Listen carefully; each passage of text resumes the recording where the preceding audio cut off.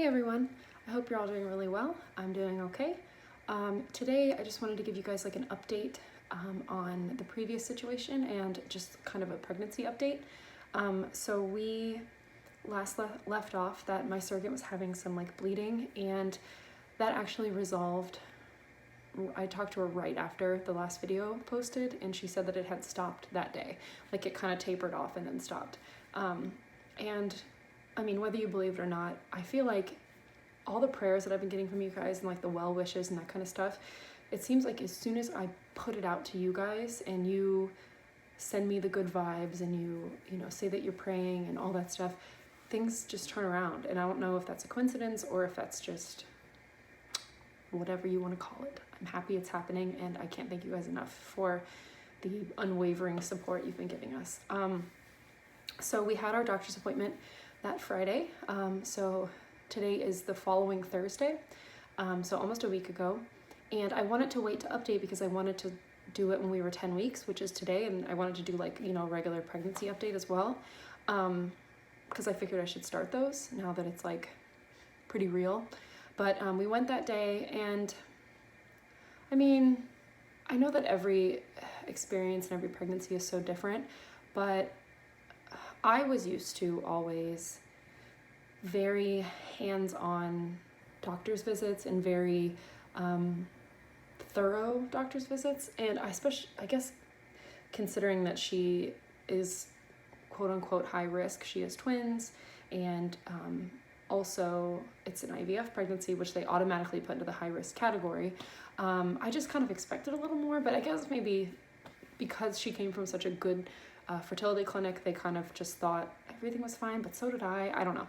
Different office this time than when I had my babies, which is actually a good thing considering they tried to kill me. So anyway, we went and they asked a bunch of questions, and they did like a urine sample for her, which they'll do every time. That's pretty typical to make sure she doesn't have like an underlying UTI or whatever. And they also, like, they didn't actually touch her or examine her. I think the nurse took her blood pressure and that was it. But they didn't actually touch her. And then they kind of just gave us information that everybody knows if they've been pregnant before, which was fine. I mean, I would rather them say it twice than not say it at all. And then we kind of reminded them that she had been bleeding, and they said, oh, that's fine. You know, they read her ER report, which was good. Apparently they were really thorough at the ER. They told us what the heart rates were. And actually at the ER, the heart rates were like vastly different. I think it was like 151 and the other one was 189 or something like that. Which I was like, that's interesting. So when I heard that, I immediately, just from the old wives' tale, I thought they're different genders. You know, they have to be different genders. I have to have one of each in there, which I'll actually get back to in a minute. And then we went, and we were about to end the appointment, and I was like, can we please have an ultrasound today? Like, I am not doing well. I just have to know that they're fine. Because they don't test like an external Doppler yet to hear the heart rate, because she's still too early. At the time she was 9 weeks one day. And so they were like, okay, you know, they kind of humored us, did the ultrasound, and the babies obviously look much different now. You can't, like, they're not both, with a vaginal ultrasound, they're not both in the same picture anymore, just because of their size and the way that they are like right on top of each other. They're not in the same sac, they're in separate sacs. They're called di twins, so they have separate placentas, separate sacs, but they are right next to each other. Like, oftentimes twins can be on either side of the uterus, and mine are like right next to each other. And the way that they call one baby A and one baby B is baby A will always be closer to the cervix, thinking that baby will come out first, and that would be A. You get it? Mine are right next to each other. One is barely lower than the other. So I have a feeling we're not going to be able to truly call them A and B until they're just a little bigger and maybe they settle a little more, because currently they are right next to each other even, and they are like right on top of each other. So, but they both looked great, and the heart beating away. This time the heart rates were 166 and 170, so they were not far apart. So I know there's an old wives' tale that says over 150 is a girl and under 150 is a boy, but I vividly remember both my boys being over 150. So I don't know. I don't actually believe that stuff. I just think it's kind of fun. I don't know if I mentioned this in my last video, but I was actually doing some research on the panorama testing, which is an NIPT test. It's a non-invasive prenatal test. I think that may not be, it's just genetic screening that you can do via blood test. I did it with my second son, and it also tells the gender.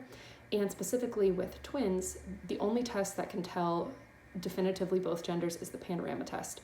It doesn't, some tests will just tell you if there's a boy, and if it doesn't detect that gene, then there is no boy for sure. But this is the one that specifically tells each gender and whether or not your twins are fraternal or identical. I know that ours are fraternal because we put in 2 embryos and they're both in separate sacs. However, there is such a very small likelihood that one of our embryos did not implant and the one that did happened to split and it happened to go into 2 sacs and then it would be identical. That is extremely rare. I do not anticipate that being the case, but this test will tell us that regardless. And I was doing some research beforehand, and it actually explicitly mentions that surrogates carrying twins are not a candidate for this test. Because there are so many. I even called the company, it's called Natera is the company it's by. I even called Natera just because I wanted to find out the science behind that, not because I was trying to challenge it or whatever. Like, I respect that. And they said it's too many DNAs. So it's the baby's DNAs, and then it would be her separate DNA. And because if I was carrying the babies and we got some kind of genetic something found, because I would be directly related to the babies, it would all kind of be encompassed in that. But because she is not, if something genetic is found, it could very easily be something genetic she has that will have absolutely no effect on our babies. So I knew that going into it, and I was a little bit bummed just because I really want the genetic panels done. I know that they're really important, and obviously you want to know those things ahead of time if you can, so you can prepare and whatever. The embryos were, what are they, PGT tested or whatever, so they were genetically tested ahead of time. I did not have them gender tested, of course, but so they have been tested. My son, Ben, who was conceived via IVF, he was tested, and I was given those tests when I was pregnant with him, so I have a strong belief that they're going to be fine regardless. Anyway, so we go to the visit, and she said, do you want to have the panorama testing done? And I didn't say like, well, we're not a candidate, blah, blah, blah, because I feel like genetic screenings aside, there's got to be something they can pick up, and then we can do further testing from that, even if it does come back a percentage of something. Like, I want to have some testing done, even if it's not very accurate. Like, I'd rather than pick up something and it be nothing than not have a test at all. So, and the genders shouldn't matter either way, because it's still a woman carrying 2 babies regardless. It's more of the genetic stuff that they can't, differentiate. So I said, yeah, I do. And she said she thinks it would be covered because she's considered high risk because it is twins and because it's IVF.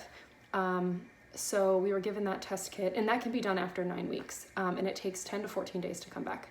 I have a little bit of frustration at the moment, and it's not geared towards Georgia or anything, but she hasn't been able to go get the test done yet. And I am the most anxious human being. I'm sure you guys probably could sense that. I'm just trying to be patient and understanding, because I know that she does have a job and a daughter, and a life. So I'm sorry, I've been sitting on my legs and I have to get down a little bit. So I'm just anxiously awaiting her to go get that test done. So today we are 10 weeks, like I said, and I'll give you a little update on how she's feeling. And nothing else really happened at the appointment. They gave her some other blood work. They said the babies looked great on the ultrasound, so nothing much really, earth-shattering. We will follow up in a month, so when we're 13 weeks, when she's 13 weeks, and I think that she starts going bi-weekly at 20 weeks, so probably, unless something, unforeseeable happens, but until then. And I don't know what they're doing at the next visit. I think that's when they'll do like the nuchal translucency test. I'm pretty sure. No one said anything, because of course in the middle of the appointment, our doctor got pulled away, to go to the hospital for something, like for some doctor business. So, she said, I'll call you, and if you have any questions, I'm talking to Georgia, I'll call you if you have any questions, whatever. And I will say, and I don't know why I expected it to be any differently, and I don't have an issue with it at all, but it's very strange being the mother of these children and them not directing questions to me, not really leaving the floor for me to even ask questions, because it is not my pregnancy and they are managing the pregnancy. So it was just kind of strange. I wanted to like pipe in and ask questions, and it just didn't feel appropriate. I mean, I still did. I just had to wait until it was like the appointment was over and they were like, does anybody else have anything? You know, so it was just, that was interesting. And I guess, like I said, I don't know what I expected. But it was just very like humbling, I guess, that it's not about me and my pregnancy. It's about her and her pregnancy. And they still are obviously monitoring our babies, so it's fine. But 10 weeks. So you guys know about the spotting. So that was one of the symptoms, and that did stop at around 9 weeks exactly. And so she hasn't had any more of that, but poor girl has been so nauseous. Just nothing, food aversion, nothing sounds good. Sorry, Mitchie. And she just can't seem to find something she wants. And if she does want it, as she starts eating it, she starts to feel sick again. Poor girl. And then exhaustion. She's totally been exhausted. And she does say that her boobs hurt, of course. Actually today, being that it's 10 weeks, she is able to stop the progesterone and the estradiol, which are the hormones they put her on at the beginning of this whole process. And the progesterone is an injection, and it is very painful and very thick. It's like it's cut with oil, so it's not like water you're putting in. It's a thick liquid. So she gets to stop that today, which is really good. And hopefully that's going to take the edge off a little bit, because those hormones, I mean, that's the reason you get sick during pregnancy, is because your hormones have changed, and you know your body has changed.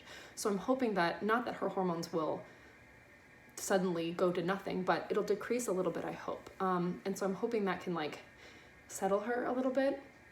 And we are getting closer to the second trimester, so that'll be good. But so she texted me this morning and said, you know, I'm so sick, I'm just throwing up everything I eat, which is not typical. She's only actually thrown up like twice. She said, nothing can stay down. I don't, you know, whatever. So she called the OB, I guess, and they called her in some medication. I don't know what they called her in. She didn't know the name. I'm assuming it's just some kind of anti-nausea medicine. And they told her that because she has twins, it's, you know, that's why. But I don't think that's it. I think she has a stomach bug right now, and I think it just needs to run its course. But I think giving her that medication will kind of settle it. And so she, obviously there's no like showing yet or anything like that. She says she feels really bloated, but she probably, like, she didn't even show with her daughter until she was like 20 weeks or something like that. You could not really tell that she was pregnant. So it will be quicker, obviously, with two babies, but you can't super tell yet. So, and not, I mean, the babies are the size of prunes today, so they're just two little prunes in there. And so that, and the other thing that I forgot to mention, just I will briefly, that on the ultrasound, what was really cool is they were like swimming around in there and moving and stuff, which they just look like little gummy bears. I was going to bring in the ultrasound to show you, but her name and information is on this one. So I can't cover it enough because you can't get them both in the same shot anymore. I have a whole string, like there's two of baby A, two of baby B or whatever. And there isn't much to see other than they're just little jelly beans. They're adorable. And anyway, so other than that, there isn't a huge update, I guess, as far as like symptoms. It's just kind of very typical first trimester symptoms. She's thirsty all the time, but the water kind of just doesn't taste great to her, which I definitely remember. I'm sure if anybody's been pregnant, you know that, but you know, water's so important. They have her taking 2 prenatal vitamins, which this is the first I've ever heard of this. I've never heard of, when you have twins, to take 2 prenatal vitamins, but they have her doing it, and I figure the more the better. I mean, anything her body doesn't need, she'll just excrete anyway. So other than that, nothing too exciting. Like I said, we'll follow back up at 13 weeks, and if anything happens between now and then, I will do an update like that. But I have some other ideas for baby-related videos that I thought we could film, baby names, and then I actually kind of wanted to show everything I have gotten so far for the pregnancy, and things I had just saved from my son that I'm, you know, I don't know the genders obviously yet, but stuff that it wouldn't matter, you know, The other thing that I wanted to add that I thought was really cool is we had a going away party thrown by our neighbors last week, because we do move 1 week from today. We have like nothing left in our house. I'm sure you can probably tell from behind me, but and we had this going away party that we knew about. It was a potluck. We went over, and they actually ended up surprising us, and they had like a mini baby shower for us. It was the cutest thing. It was so sweet. So they just gave us the bunch of adorable, matching onesies, neutral, whatever. And they got us a cake that said "Yay Twins," and it was the cutest thing ever. And it felt so real, like somebody was acknowledging these babies aside from us, and because it hasn't been the most well-received thing all around in our family. Most of the family members are super, super excited, but especially me and my 2 sister-in-laws, the ones that are also pregnant, everybody is like stoked about it. And there's just certain members who I can't say are thrilled, only because there's some stigma and taboo that having more children is like an unnecessary burden that you put on yourself. And I mean, I feel bad for those who think that way, because children are joys, and I get it that sometimes it's not always convenient for everybody, but we have wanted these kids so badly, and we still want them so badly, and so I don't understand why everyone can't just jump on that bandwagon with us and just be happy. It's not their life, it's not their kids, they don't have to do anything, only we do. It's just been kind of strange and weird. I think it would have been different if there was just one, but at the end of the day, I don't really care what they think. So anyway, thank you guys for watching this far. I'm hoping between now and the time that we move, I can get one more video in, just like a fun extra thing that I have planned. But if I don't, I will do it shortly after we move. I was talking to a couple of you in the comments, and you said that you wanted to possibly see an empty house tour, and I can do that of this house and of our next house too. So let me know if that's real, like if you guys actually do, or if you want me to kind of stick to baby content. Have a great weekend. I hope that it's not super frigid where you guys are. I know that in a lot of places it is. Stay safe, and I'll talk to you soon.